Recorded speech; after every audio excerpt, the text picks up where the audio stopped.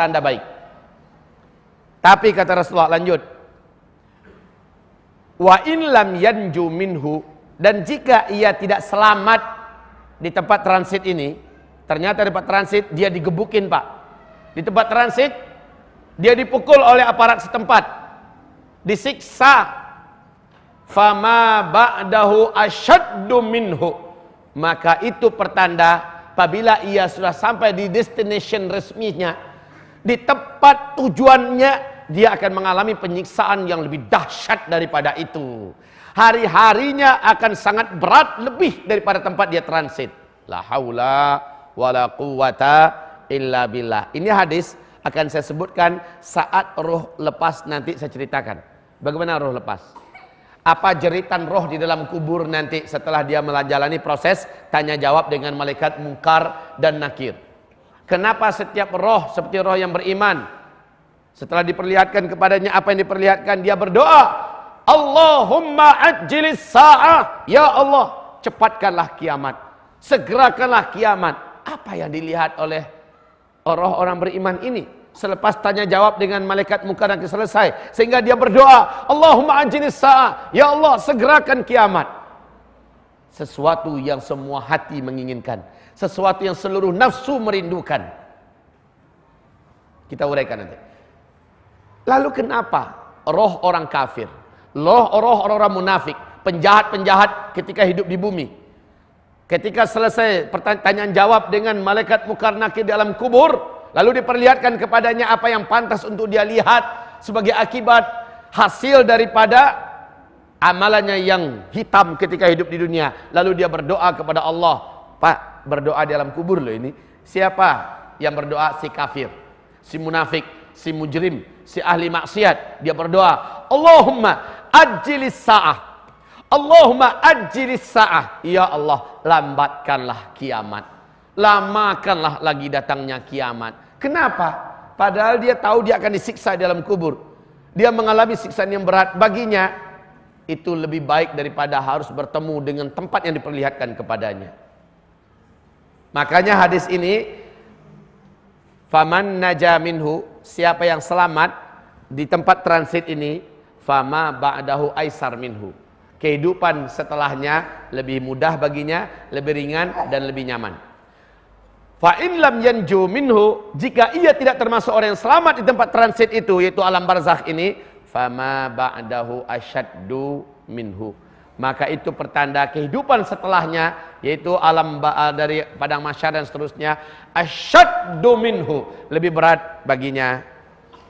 Qal Utsman bin Affan melanjutkan perkataannya, wa qala Rasulullah sallallahu alaihi wasallam, dan Rasulullah sallallahu alaihi wasallam berkata, ma raaitu manzaran qattu illa al-qabra afdha'u minhu, aku tidak pernah melihat suatu pemandangan, aku tidak pernah melihat suatu tempat yang lebih buruk daripada kubur, alam kubur.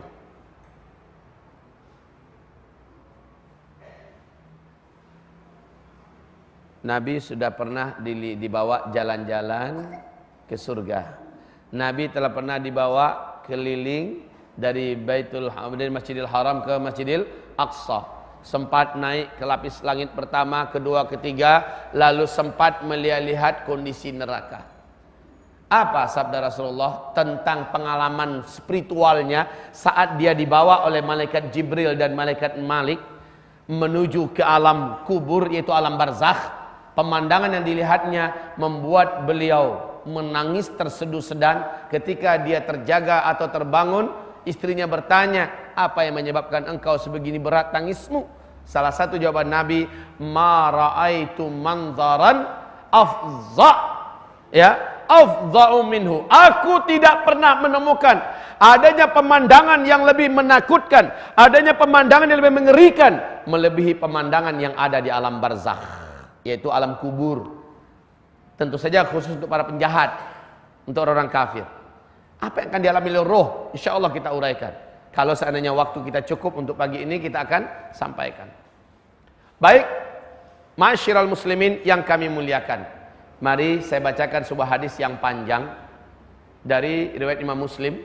Hadis ini tentu saja dalam kitab Sahih Muslim. Saya tidak akan bacakan matannya karena sangat panjang, Pak. 2,5 lembar atau 4 halaman lebih. Panjang sekali. Bagus saya bacakan saja. Apanya yang saya uraikan di sini? Cerita Rasulullah yang mulia sallallahu alaihi wasallam tentang ruh saat lepas dari badan kita. Bapak pernah tahu perjalanan ruh, Pak? Pernah tahu perjalanan ruh saat dia lepas? Ada yang pernah coba? Belum ada ya. Siapa tahu ada yang punya pengalaman, ceritain testimoni di sini. Mati suri. Kaum muslimin yang kami muliakan, selama dia masih hidup sebenarnya dia belum mati. Ya. Karena kematian itu kata Rasulullah, bahkan Rasul sendiri berlindung kepada Allah dan memohon kepada Allah, Allahumma hawwin alayya sakaratil maut, ya Allah, ringankanlah sakarat ini. Ya, saking beratnya sakaratul maut itu. Kita tidak akan cerita tentang sakarat, kita langsung cerita tentang perjalanan ruh. Ibadallah, ma'asyiral muslimin yang kami muliakan. Rasulullah bersabda, ada 2 calon mayat. Yang satu beriman, soleh, taat semasa hidup. Yang satu lagi, dia adalah mujrim, musyrik, kafir, munafik. Tipe yang seperti ini jelas kelompoknya di kelompok B. Tipe yang pertama di kelompok A. Nabi berkata, saat si mukmin akan meninggal dunia, dia melihat ke atas langit 70.000 malaikat turun ke bumi dengan wajah yang seindah-indah rupa seluruhnya, senyum cerah-cerah dan ceria, enak, nyaman mata memandang, tenang hati melihatnya, bersih-bersih penampilan mereka. Turun, hanya dia seorang diri melihat. Kalaupun ada keluarganya di sekitarnya, keluarganya tidak mampu melihat. Kadang-kadang dia mungkin berkata, dia panggil salah satu nama keluarganya, kok banyak tamu yang datang? Kadang-kadang dia melihat. Setelah itu, setelah seluruhnya turun, salah satu di antara mereka yang 70.000 itu keluar dari rombongan, dan dia adalah malaikat maut, malakul maut, pencabut nyawa. Dan namanya bukan Israel, karena nama Israel itu tidak ada, itu hanya di karang-karang. Sumbernya dari mana kita tidak tahu. Yang disebutkan oleh hadis adalah malakul maut, dalam Al-Quran juga malakul maut. Kaum muslimin, malaikat maut ini kata Rasulullah sallallahu alaihi wasallam, segera saja ini kepala calon mayat yang beriman, manusia yang akan dicabut nyawanya. Malaikat maut ini berdiri tepat di bagian kepalanya, lalu mulai mendekatkan dirinya dan duduk. Dan kata Rasulullah, malaikat ini meletakkan kedua telapak tangannya di bagian pelipis dan pipi kanan dan di pelipis bagian pipi kiri, ya, lalu membujuk dengan kata-kata yang menyejukkan, keluarlah, ya ayyatuhan nafsul mutmainnah irji'i ila rabbiki radiyatan mardiyah fadkhuli fi ibadi. Disuruh oleh malaikat, wahai nafsu yang tentram, wahai jiwa yang tenang, keluarlah, sekarang keluarlah. Pak, orang beriman ini diperlihatkan ke hadapannya satu pemandangan yang belum pernah makhluk di bumi ini melihat pemandangan itu seumur hidupnya. Pemandangan apa? Taman di antara taman-taman surga. Pemandangan yang membuat terpesona, terpukau, bagaikan terhipnotis dan ingin loncat dari tubuhnya. Nyawa ini seperti ingin keluar dengan sukarela, ingin menyongsong ke tempat yang dia lihat. Lihat Nabi Muhammad ketika sedang sholat gerhana, beliau pernah di depan para sahabat, ya, ini sahabat di belakangnya, beliau sholat. Tiba-tiba Rasulullah SAW maju ke depan, tangannya seperti ingin menggapai sesuatu. Spontan. Nabi lupa kalau dia sedang sholat. Dia berusaha untuk menggapai sesuatu. Tak lama kemudian setelah itu dia mundur ke belakang sehingga tertabraklah saf pertama di belakang. Ada apa yang dilihat oleh Nabi? Pemandangan surga. Kata Nabi, aku melihat pemandangan surga dan ada satu buah yang sangat dekat dengan jangkauanku, makanya aku berusaha untuk mengambilnya. Lupa Nabi bahwa dia sedang di bumi. Pemandangan surga yang diperlihatkan kepada calon orang beriman yang akan meninggal dunia ini, diperlihatkan Pak, menyebabkan rasa sakit dari kematian itu berkurang sepersekiannya. Hanya Allah yang tahu berapa takaran kurangnya. Hamba-hamba Allah yang kami muliakan, masih ingat nggak bagaimana wanita-wanita dalam cerita surat Yusuf memotong tangannya sendiri setelah melihat Yusuf? Faqatta'na aydiyahum. Mereka potong-potong. Qatta'a itu Pak, kalau qatta'a sekali potong. Qatta'a itu berulang-ulang Pak. Telapak tangannya diirisnya lagi.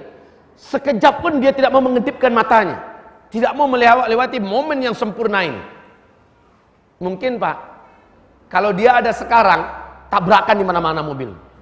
Kalau dia lewat di mobil Pak. Dan orang tabrakan nggak nyadar, masih ngeliat ke situ. Pemandangan Yusuf yang luar biasa. Rasa sakit itu jadi hilang saat mereka melihat sesuatu yang mempesonakan, yaitu lewatnya Yusuf.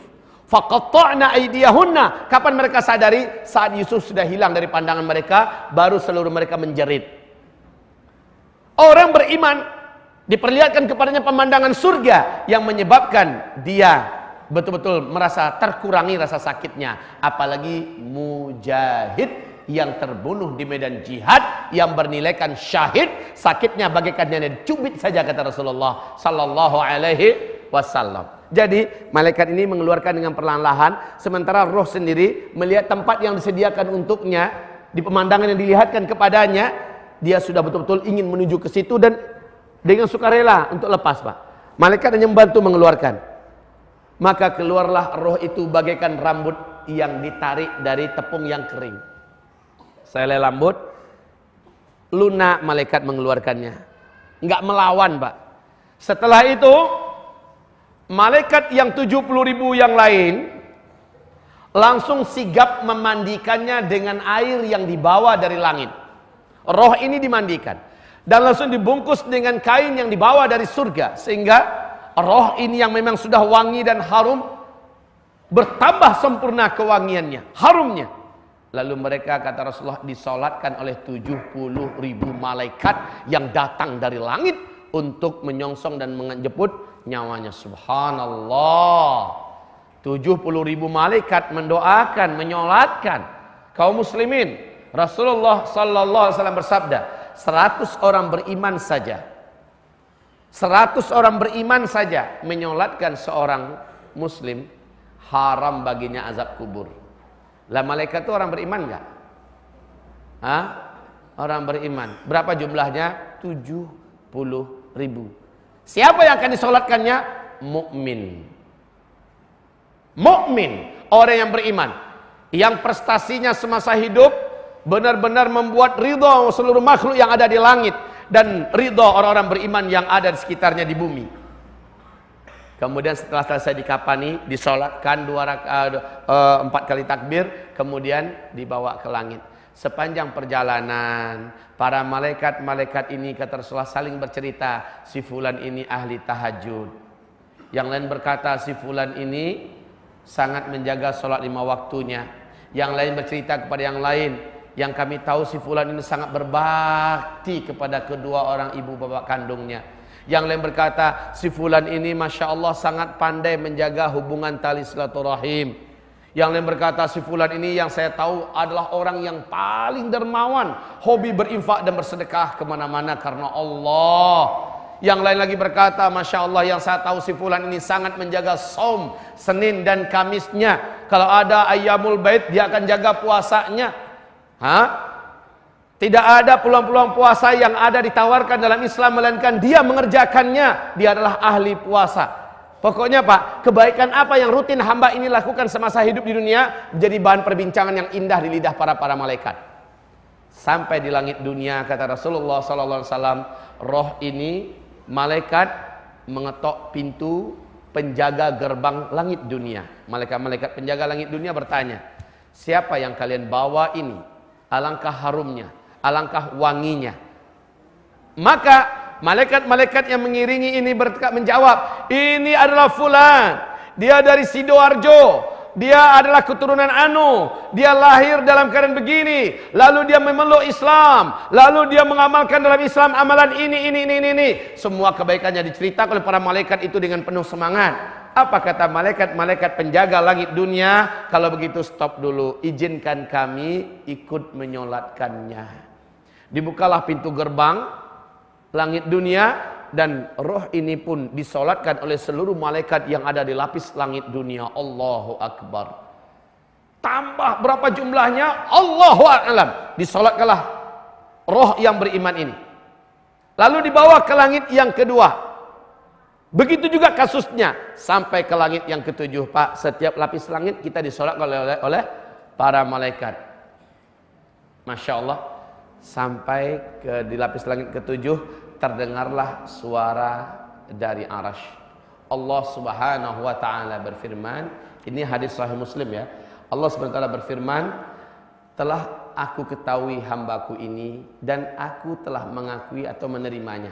Sekarang kembalikan dia ke jasadnya di bumi untuk menjalani proses standar operasional yang sudah ditetapkan. Ya.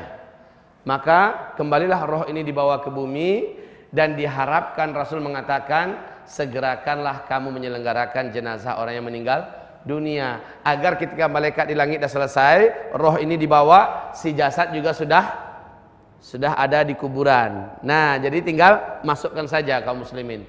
Tapi gerakan malaikat lebih cepat. Kemudian dia turun membawa roh ini kembali.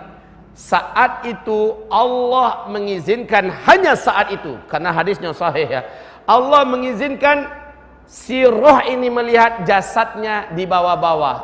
Di situ dia berkata, aduhai kiranya kemana engkau akan bawa jasad ini, kata roh kita, roh orang beriman ini.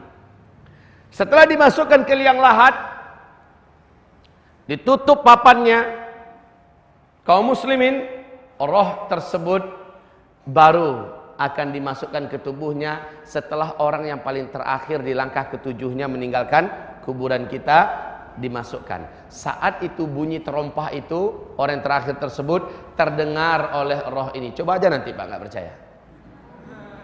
Iya. Terdengar olehnya dengan sangat jelas. Ibarat Pak, kita tinggal di lantai 1, orang yang di lantai 2, lantai atas itu lantainya adalah kayu. Jadi kalau di jalan kedengaran nggak? Ibaratnya begitu. Tapi sudah nggak bisa lagi BBM-an. Oh, jangan tinggalkan aku dong. Nggak ada lagi cerita kaum muslimin. Tidak ada lagi, oh jangan tinggalkan saya segala macamnya. Tidak ada. Ibarat Allah. Saat itu didatangilah dia oleh dua orang malaikat yang kedua bola matanya merah, bagaikan api yang membara. Wajahnya seburuk-buruk wajah yang pernah dilihat oleh manusia. Padahal ini orang beriman Pak. Begitu. Saat itu bertanyalah malaikat ini dengan pertanyaan yang suaranya bagi si mayat menggelegar bagaikan petir yang menyambar dekat pangkal telinganya. Man rabbuk? Wa ma dinuk? Wa madza taqulu an hadzal rajul? Pertanyaannya cuma 3. Walaupun pertanyaan ini dibocorkan oleh Allah sekarang lewat lidah Nabi, nggak bisa dihafal jawabannya Pak. Dihafal dong biar bisa dijawab. Nggak bisa. Yang mampu menjawab ini dengan benar adalah orang yang ketika hidupnya di dunia telah membenarkan isi jawaban itu dan hidup dalamnya. Dialah yang akan diberi oleh Allah kemampuan menjawab. Nah kaum muslimin, disitulah menjawab roh yang beriman ini nanti. Rabbi Allah, dini al-Islam, wa hadzal rajul Muhammadun Rasulullah sallallahu alaihi wasallam. Roh yang beriman akan menjawab dengan benar. Dari mana dia bisa menjawab? Padahal melihat bentuk malaikat saja, semua orang yang melihatnya pasti tidak akan mampu menahan jiwanya Pak, ketakutan. Allah berfirman, "Yuthabbitullahu alladhina amanu fil hayatid dunya wal akhirah." Allah yuthabbitullahu alladhina amanu bil qawli tsabiti fil hayatid dunya wal akhirah. Allah kokohkan lidah orang-orang beriman ketika dia masih hidup di dunia, dan ketika masuk ke alam akhirat Allah kokohkan lidahnya sehingga dia mampu menjawab, Pak. Orang beriman ini mampu menjawab begitu. Kaum muslimin, sekali lagi, yang mampu menjawab hanyalah orang yang semasa hidupnya memang Allah yang diibadahinya, memang Allah yang ditauhidkannya, dan dia tidak mensyirikkan Allah. Hanya yang macam ini yang mampu menjawab Rabbi Allah. Orang yang semasa hidup di dunia menjalankan undang-undang Allah, orang yang menjalankan peraturan hidup dari Allah, mulai dari urusan WC, sampai urusan pakaian, sampai urusan akhlak, sampai urusan muamalah, perdagangan, sampai hubungan suami istri, sampai urusan apapun saja, dia jalankan semua peraturan Allah. Maka dialah yang mampu menjawab Rabbi Allah. Dia mampu menjawab dini al-Islam adalah orang-orang yang memang betul-betul ketika hidupnya di dunia dia memasukkan dirinya ke dalam dinul Islam kafah, ya, kafah. Lalu dia mampu menjawab wa hadza rasul Muhammad Rasulullah sallallahu alaihi wasallam. Wa hadzal rajul Muhammad Rasulullah. Orang yang mampu menjawab begini hanyalah orang yang betul-betul menjunjung tinggi yang mulia Muhammad Rasulullah sallallahu alaihi wasallam dan berpegang erat dengan sunnahnya, mengamalkan sunnahnya. Dia mampu menjawab. Setelah dia menjawab, terdengarlah suara menggelegar dari langit, kata Rasulullah, di mana Allah berfirman, "Aku telah mengakui hambaku ini dan aku telah membenarkan jawaban-jawabannya.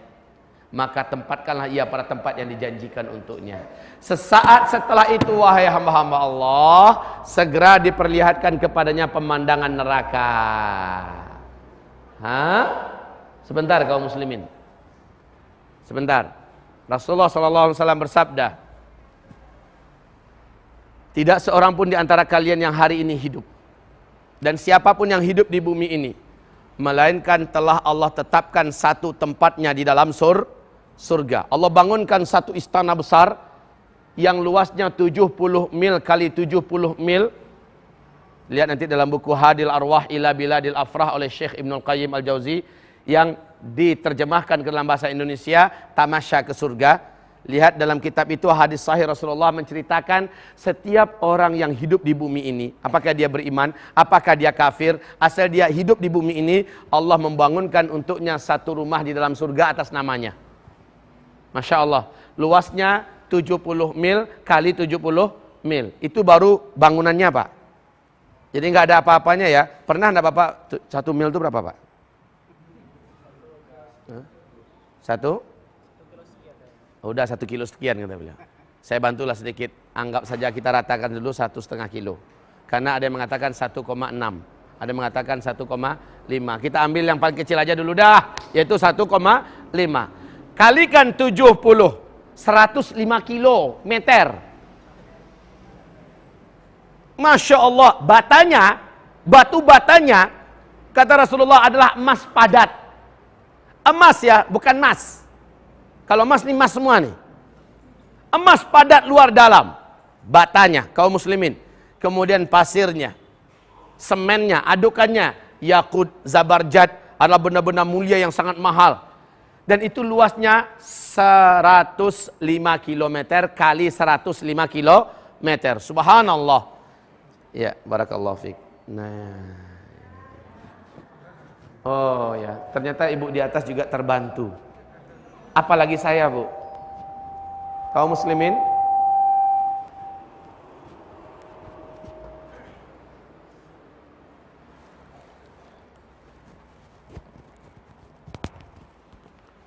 hamba-hamba Allah yang kami muliakan, diperlihatkan kepadanya pemandangan surga. Apa yang dia lihat? Namanya tertulis itu. Istana ini adalah milik, namanya siapa, Pak? Bambang. Milik Pak Bambang. Namanya Pak Ibrahim. Subhanallah. Istana yang itu tertulis di depannya Ibrahim. Pemiliknya nanti adalah Ibrahim. Bapak, setiap bapak yang ada, setiap manusia yang hidup di muka bumi, telah ditetapkan dan dibangun untuknya satu istana atas nama dia di dalam surga. Ibrahim, Bambang, Zulkifli, Muhammad Ali. Iyalah harus masuk. Kaum muslimin, selanjutnya, tidak seorang pun di antara kalian, kata Nabi, yang hari ini hidup di sini, melainkan saat ini sudah ada namanya di dalam neraka. Pak Ibrahim, sudah ada nama Pak Ibrahim dalam neraka, Pak. Sudah ada pintu khusus, di dalamnya adalah ruang penyiksaan dengan alat-alat siksa yang belum pernah terbayang oleh manusia. Dan tertulis di pintu itu, inilah tempat tinggalnya Ibrahim, orang Sidoarjo. Nah, Bapak juga, Pak. Bapak juga. Sudah ada namanya Bapak, Pak Bambang. Di dalam neraka, Zulkifli juga. Biar adil gitu, Pak ya. Memang benar seperti itu. Siapapun yang hidup di bumi ini, satu namanya dan tempatnya telah tersedia di dalam neraka hari ini. Dan satu nama dan tempatnya juga sudah tersedia di dalam surga hari ini. Maka kaum muslimin, kita lanjutkan kisah roh tadi. Dibukakan kepadanya satu pintu gaib, di mana di situ dinampakkan ada satu pintu kamar penyiksaan, dan apa-apa penyiksaan yang ada di dalam itu tersedia, dan di pintu itu tertulis nama dia. Maka ketakutanlah orang beriman ini, yang dalam kubur itu ketakutan melihat di mana tempatnya telah tersedia. Masya Allah. Bapak akan lupa nanti ceramah saya nih, Pak. Bapak hanya akan ingat nanti ketika Bapak sudah selamat dari azab kubur, Bapak diletakkan di tempat yang tinggi, baru Bapak cerita, benar ya apa disampaikan oleh Ustaz Zulkifli dulu, benar ya yang ada dalam buku hidup sesudah mati dulu, dan seterusnya. Jadi dilihat pemandang neraka, ketakutan. Namun apa kata dua malaikat ini, Munkar dan Nakir? Allah telah menyediakan tempatmu di sini dan engkau harus disiksa di sini. Tapi karena engkau mengalahkan hawa nafsumu dalam kehidupanmu di dunia, engkau tundukkan jiwamu kepada Allah, engkau masuk ke dalam Islam secara benar, engkau ikuti Rasulullah, maka tempat ini disegel selama-lamanya darimu, kau tidak akan pernah memasukinya. Dari ketakutan yang begitu dahsyat langsung lepas lapang, karena berarti dia tidak akan pernah menjadi penghuni tempat itu, dan tempat itu adalah di neraka. Benar-benar menakutkan. Lalu setelah itu kata Rasulullah, dibukakan lagi pemandangan baru dan dihamparkan jalannya yang sangat indah, diperlihatkan kepadanya istana yang maha indah. Maha indah ciptaan Allah di dalam surga. Di gerbangnya tertulis nama dia, Allahu Akbar, dengan segala kenikmatan yang tersedia, calon-calon istri yang ada di dalamnya. Ya Allah, ya Rabbi, hati meloncat-loncat kegirangan, badan ingin langsung meluncur ke sana. Saat orang beriman ini berusaha berjalan ke situ, ditanya oleh malaikat, mau kemana boy? Ke situ, itu kan tempat saya. Sebentar, sabar, tunggu. Kamu baru diizinkan masuk ke sana, ke tempat yang memang disediakan buat kamu setelah kiamat. Jadi aku kudu sabar. Sementara kamu akan ditempatkan di tempat yang tidak kalah nyamannya, yaitu di taman surga. Sabar. Jadi saya baru boleh masuk ke sana setelah kiamat. Iya, disitulah dia berdoa, Allahumma ajjilis sa'ah. Ya Allah, segerakanlah kiamat. Ya Allah, cepatkanlah kiamat. Kenapa, Pak? Kepengen jumpa dengan bininya yang ada di surga, bidadari. Lah, ibu-ibu mulai cemburu. Terus kami gimana dong?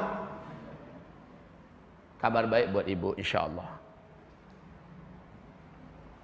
Saya selingi sedikit dengan intermezzo, tetapi ini menyegarkan sekali, agar ibu-ibu juga tidak sesak nafas di atas sana. Kabar baik buat ibu.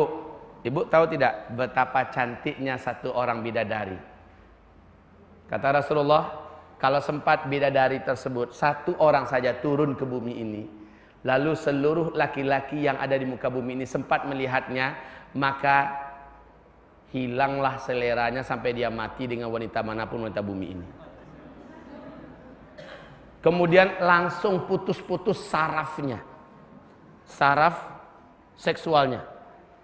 Ibarat Pak, ini tegang.